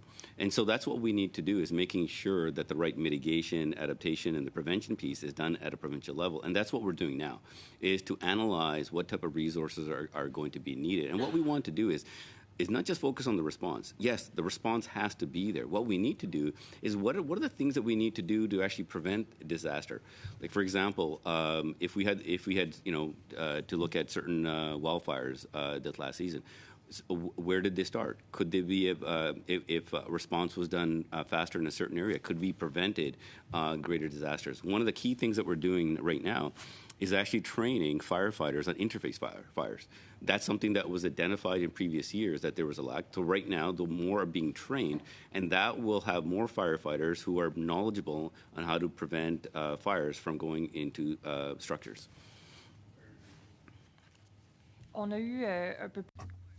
Earlier, we heard from a provincial minister who said that if the federal level invested more into the provinces, that we would have to use the CAF less often. Are you in agreement with this? I think this is going to be, it's a shared responsibility where right down from municipal level and at the provincial level, what type of resources are going to be required. And yes, from the federal level.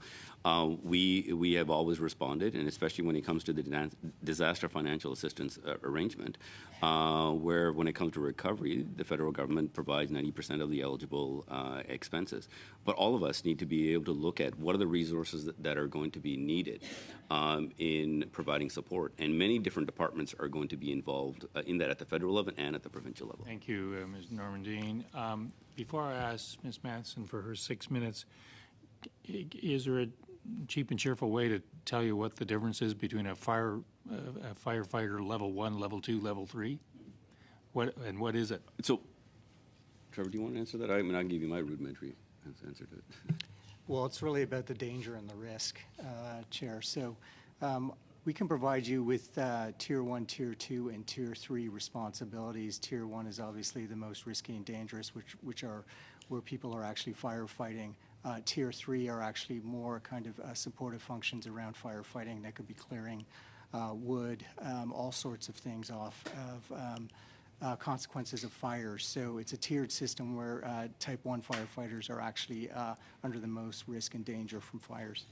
Okay. And what it includes is, just so you know, for the Tier 1 is, it comes with the right experience, a team that can actually be deployed and to be able to manage that. Tier 2 is a more experience that can actually go, but they would require the right level of experience to be able to lead them. And Type 3 is what the Canadian Armed Forces would do, is on the mop-up side. So what it does is, when the Canadian Armed Forces deploy in these type of situations, it frees up Type 1 and Type 2 firefighters to go to the other big firefighters, and the Canadian Armed Forces comes in for the mop-up. Okay. That's helpful. I hope that's helpful to other members, because I didn't know what that was. 6 minutes, please. Ms. Maddox. Thank you, Minister. So, of course, Indigenous people across Canada are on the front lines of climate change very often, and they rely upon the federal government to help them, as all other communities and so on do, in terms of that mitigation for natural disasters. Sorry. I received some numbers that were shared from my colleague, MP Ashton, on a order paper question.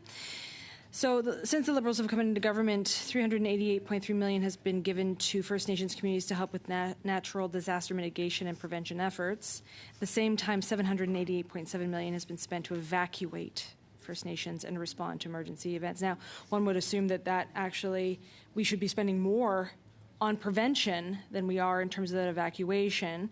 And certainly a lot of Indigenous nations, First Nations, are looking for that support and begging actually for that help in order to get to that level of preparedness. Of course, we've had many conversations in this committee about potential cuts that are coming forward. And the AFN estimates actually that it will take $350 billion for the federal government to meet their promise and responsibility to close the infrastructure gap that's been seen by First Nations by 2030. So the question here is, because of that concern, because of those potential cuts, can we hear from you today that promise and that clear commitment that funding will increase for those First Nations leaders across the country, that no funding will be cut from disaster mitigation efforts, especially in northern, rural, and remote communities? I can't talk to you, obviously, about the emergency preparedness and response side. Ever since 2017, when we responded to the Canadian Armed Forces responded to the wildfires in British Columbia, and a lot of towns were under threat, we actually heard from First Nations communities of a lot of their concern, where they felt that their knowledge was not being utilized, or they had resources not being utilized. So a lot of work has gone into place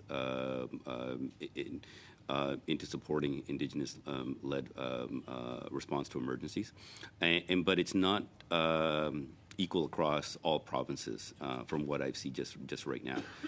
What I can tell you is that funding is going to go through Indigenous Services Canada for this. I have met, and as part of my consultations, I am actually also meeting with Indigenous leadership across the country. I'll give you Kamloops First Nations as one good example of this, looking at not only them coming together as different First Nations community for an evacuation center, what type of response force would look like, and what does it look like when utilizing their knowledge. So this is actually, it is part of the plan. Can't give you the exact numbers that will be coming from Indigenous Services Canada, but we are looking at this across the board. And and just about last week, I actually met with a company that is made up of 13 First Nations groups in the Yukon that are actually training Type 1 firefighters. So we're looking all across the board on how best we can utilize not only their knowledge, but more importantly, making sure that we have the right response plans for their communities as well. And ultimately, at this point, if it's not $350 billion, it would be a cut. Ultimately, is what they're concerned about. No, so I mean, I can talk about like I said, for the response plan. In terms of that I feel it is it's much better now than it was in previous years. I do have to get more information from other provinces. I haven't visited all of them, but I have met with Indigenous leaderships all across the country so far, and this work will be ongoing. And just as a note, I mean, you had mentioned Crown Indigenous Affairs and Services, but when they go to that department too, they're being shifted back to yours. So this game back and forth is particularly difficult for those nations. I did want to ask, when you talk about the firefighters and level 1, level 2, level 3. One of the concerns that has clearly been brought to my attention over and over again is the fact that those firefighters, at whatever level they're at across the board, they're fitted with gear that is actually toxic. And so in all of the things that they deal with environmentally, whether they're level 1, level 3, what have you, they are faced with the fact that they have to breathe in the toxic smoke often, but that the actual gear that is meant to protect them is killing them. And I wanted to know directly from you what is being done specifically in dealing with all of that to ensure that that we're doing everything that we can to ensure that they don't have a gear that, again, is meant to protect them, but is in fact doing them more harm. So I try to get to every disaster-affected area and be able to talk to some of the firefighters, as I did this year. I haven't heard this concern directly, but if it is, I will definitely look into this and raise it at the provincial territorial meeting, because each province has their own system in place in terms of for firefighting and the type of equipment that is needed.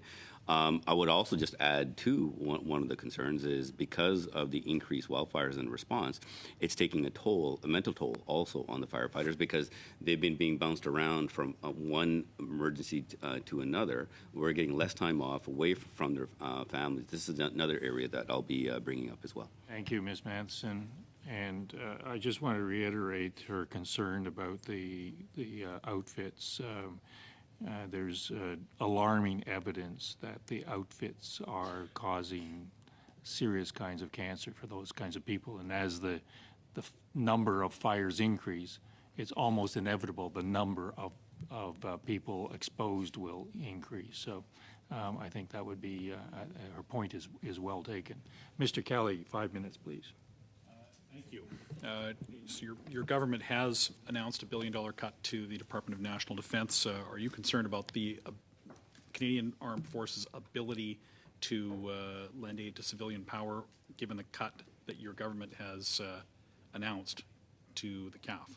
I think Minister Blair has already addressed this question directly, as it is portfolio. One thing I can tell you that every time the Canadian Armed Forces has been called upon, they've been able to respond. Okay, he did, and I'm asking you, as the Minister of Emergency Preparedness, if you think this will affect your ability to fulfill your responsibilities. The fact that the Department of Defense is going to be cut by $1 billion.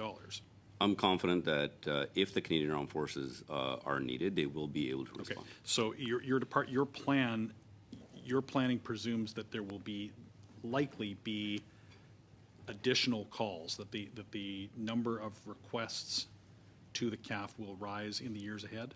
It's hard to predict, and I would say that the frequency, whether it's going to be Canadian Armed Forces, there'll be frequent emergencies. Whether the Canadian Armed Forces will be needed in it more than what they've been done before, it's hard to say just yet. But it's easy to assume, given what's taken place in the past, that the Canadian Armed Forces would potentially be called upon to respond. Okay, so you talked about some of the ways that the Canadian Armed Forces assists in emergency disaster relief with aircraft and airlift capability, and yet your government is cutting the budget of that department. How will these cuts allow you and your team to better prepare for aid to when there is need for aid to civilian power? I think Minister Blair answered that question quite directly, that the savings that they're looking at is from consulting, from various studies, or from travel expenses. Nothing is being cut from the operationals. Well, okay, we can get into the operational side and where they're actually not even spending the money that has been authorized by Parliament. But Minister Blair actually gave quite a candid answer to my question. He did acknowledge that cutting the Department of National Defense is not going to help achieve any of the responsibilities or goals of the department. So given all of the competing needs of the CAF, we have had the Minister of, or the Chief of Defense Staff has said we are in the most urgent threat environment since 1939. We have a trend toward increasing domestic deployments. We have a crisis around recruitment and retention.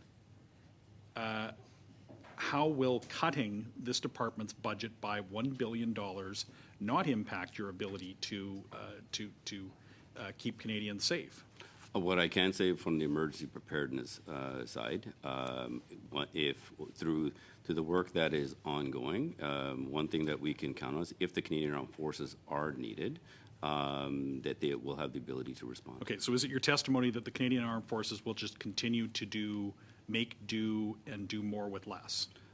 No. What I'm saying is if the Canadian Armed Forces are needed, that they do have the ability to respond, as Minister Blair has clearly identified. Notwithstanding a $1 billion cut to the department's budget. Well, I tend to disagree with that because I think Minister Blair answered that question quite directly to you.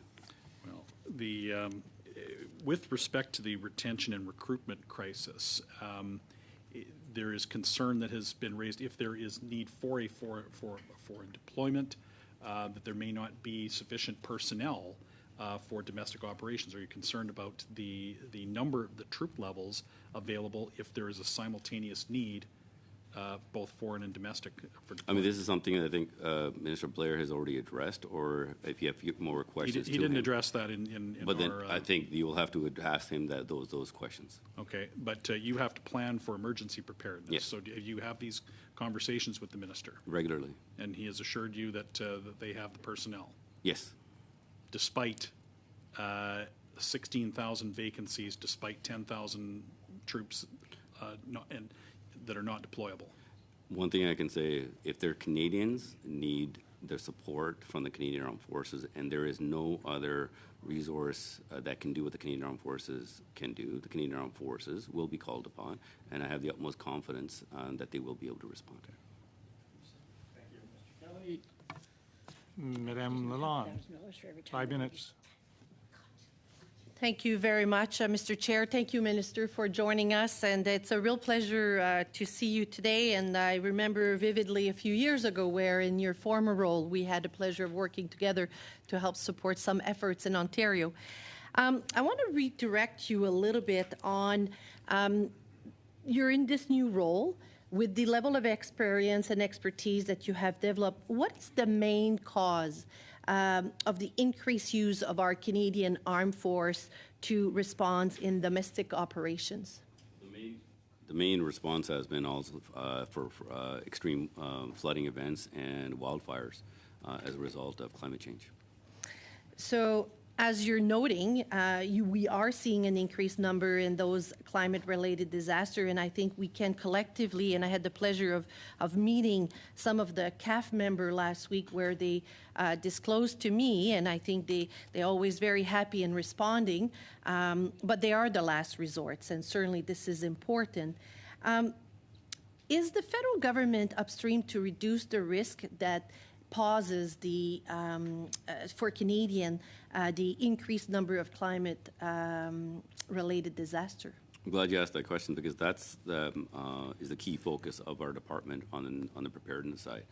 We right now, with the wildfire and the flood season, as you can, I want to just kind of outline. Started with floods in March. Went into wildfires at the same time we were having floods. In some places in Northwest Territories, the community was hit with floods, extreme floods, and then wildfires as well. Then also, let's not forget the hurricane.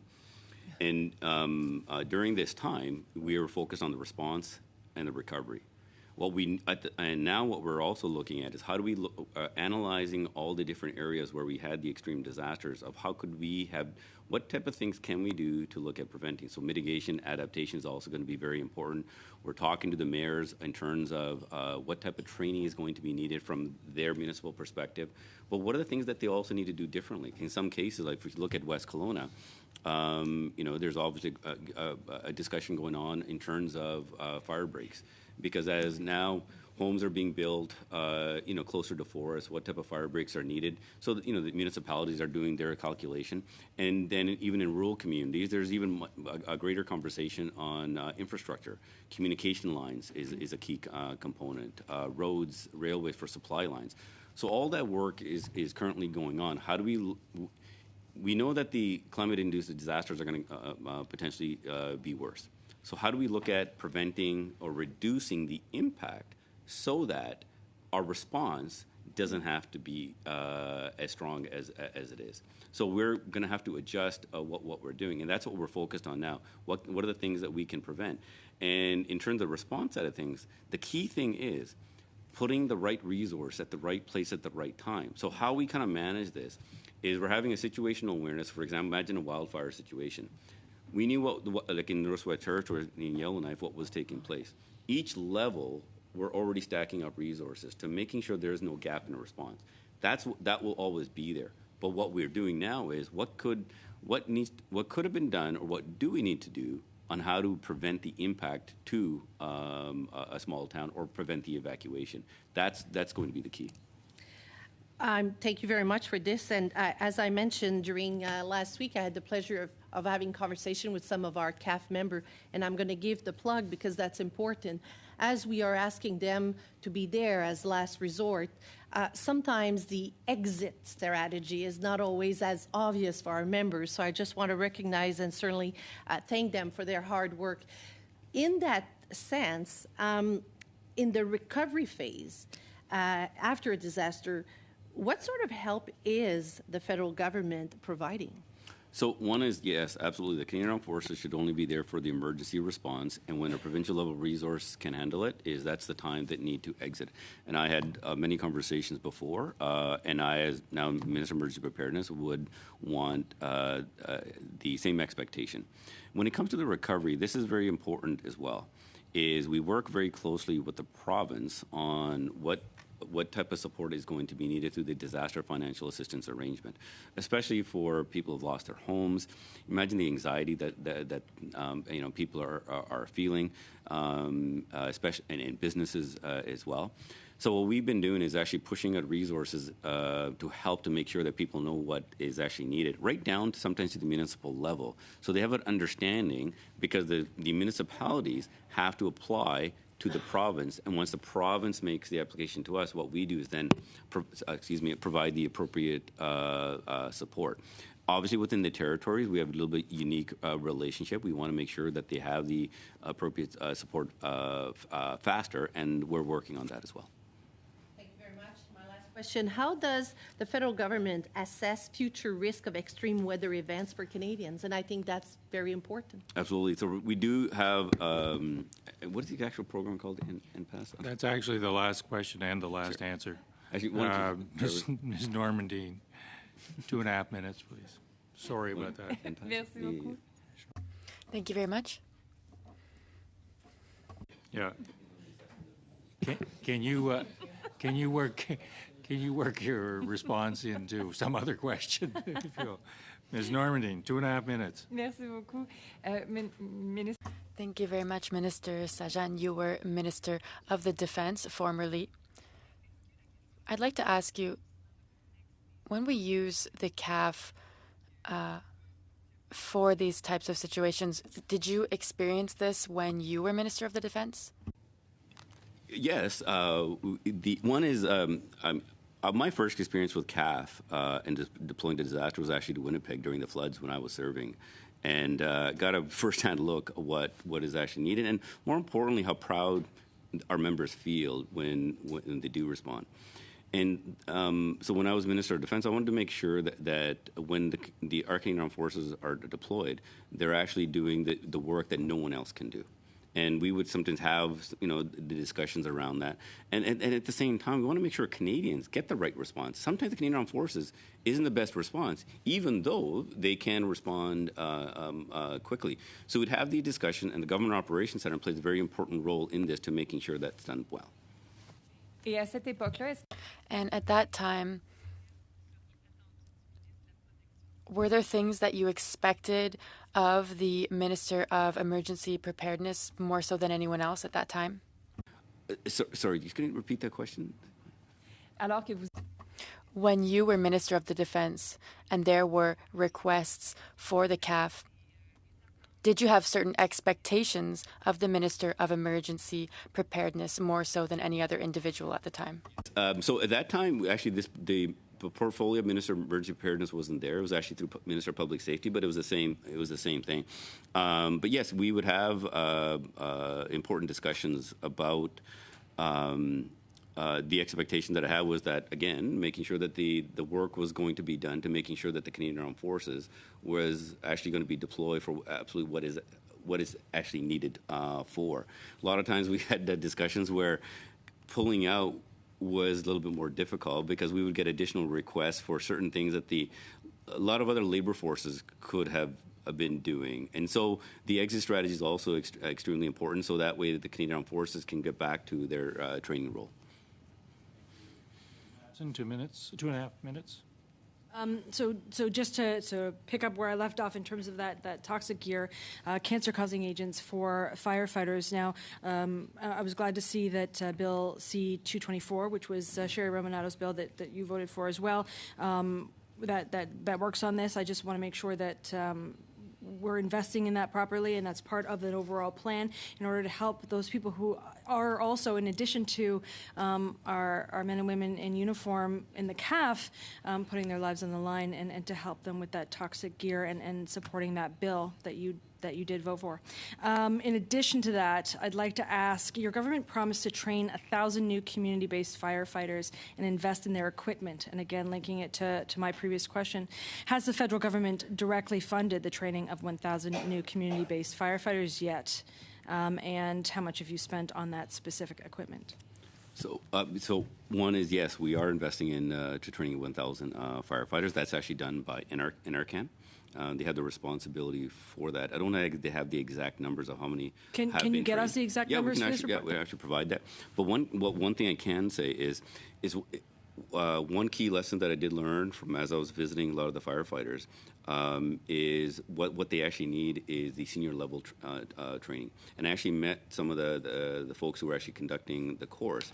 Federally, we funded the course that firefighters would need for the senior role. That allows for a much better response. So you can have all the number of firefighters you want, but you need to have the leadership and the people with the right capability to be able to take, say, for example, 20, 30 firefighters to be able to send them off to deal with that. So it's a type of also training which is going to be very important to put into a system so that you can have the right response. And that's fine, but it's also like the announcement was about the equipment as well. So yes. It's focusing on that toxic gear. Mm-hmm. Are we ensuring that the funding that has been promised by this government is going into safe gear? I can say that Minister Wilkinson, I was there for the announcement for the agreement with British Columbia and a number of other provinces, and I'll find out exactly which provinces have signed up for that agreement on additional firefighting equipment. Thank you, Ms. Matheson. Mr. Bazan,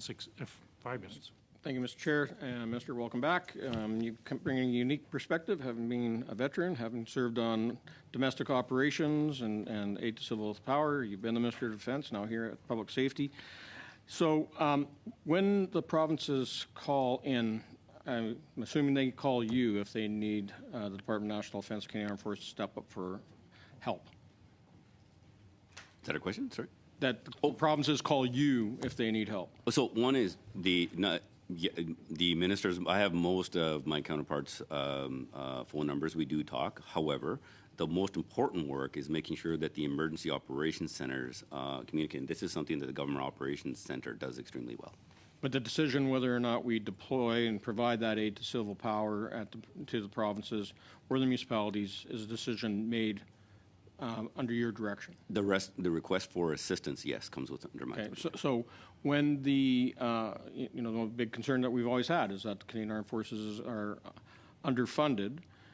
So when they go out and provide either sandbagging, fighting fires, helping in hurricanes and other natural disasters, who pays for that?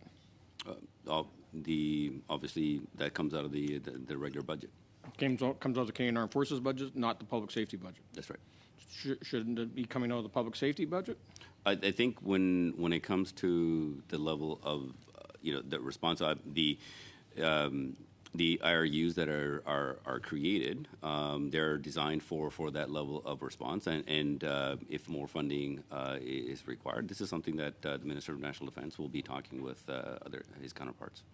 So, the Department of Public Safety administrates and adjudicates the disaster financial assistance arrangements with the provinces after they've gone through and paid for all the damages that are done and paid municipalities as well as individuals for damage caused by natural disaster. It's your department that makes the final decision on how that check is cut. Is there any thought ever given, or does the power exist, to also withhold dollars that were spent on fighting that through the Canadian Armed Forces rather than pass that on to the province?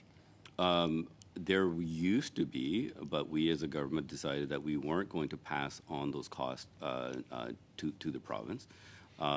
We want to make sure that at a time of emergency, we can give confidence to Canadians that we will respond, and that's something that we have been doing ever since. But by removing that requirement of not having the provinces pay for the deployment of Canadian Armed Forces and their assets into natural disasters and Operation Lennis, by eating that rather than building it into the DFAA payments,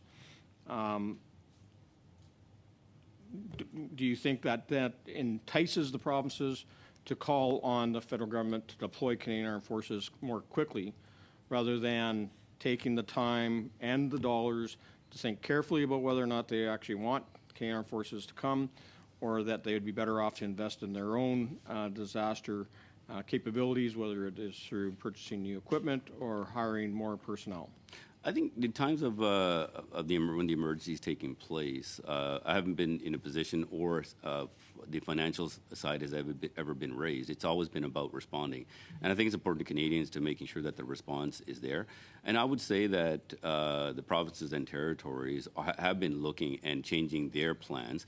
In fact, actually, I was visiting Alberta. I'm very impressed with the system that they have in place. I know that British Columbia has also significantly increased their response as well. And I think what we need to do is making sure the right type of resources and funding is in place at different levels of government. And this is probably the most important piece. When an emergency takes place, the first response is actually at the local level.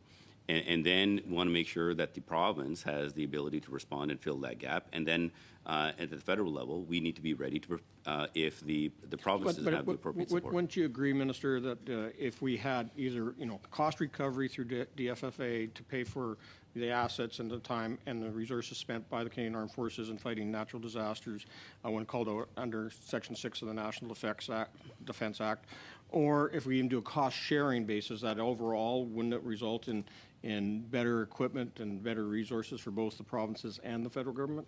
I think we can answer that question of better resources and better systems at the provincial level through just the lessons learned. I think in terms of the last thing I would want to do is putting a caveat in there, or somebody at a province not wanting to make a request to the federal government because of a cost issue. Thank you. Mr. Bazan. Mr. Collins, final 5 minutes. Thanks, Mr. Chair. And I want to pick up where Mr. Bazan left off. And just in terms of my question to Minister Blair was, how do we ensure that our provincial partners and municipal partners are coming to the table with the appropriate level of resources? I've come from the municipal sector. I spent 26 years on Hamilton City Council, and we went through an annual process as it relates to our emergency preparedness plan. And we needed to have sufficient resources, in order to ensure that when called upon and we needed to implement that plan, that we were sufficiently prepared. So my question, Minister, would be, how do you coordinate with the other minister to ensure that our provincial partners are coming to the table with the appropriate level of resources? The minister was very clear. He used the example of responding to long-term care facilities in Ontario during the pandemic, where we weren't the last call. We were I was the MND at that time. We were the first call in that instance, right? And we should be the last call. And I think that issue specifically speaks to provincial cuts. It speaks to some of the issues that the province, through different political stripes, different governments, have struggled with over the years in terms of long-term care facilities. And I think it speaks to the whole issue of not being prepared. Mm-hmm.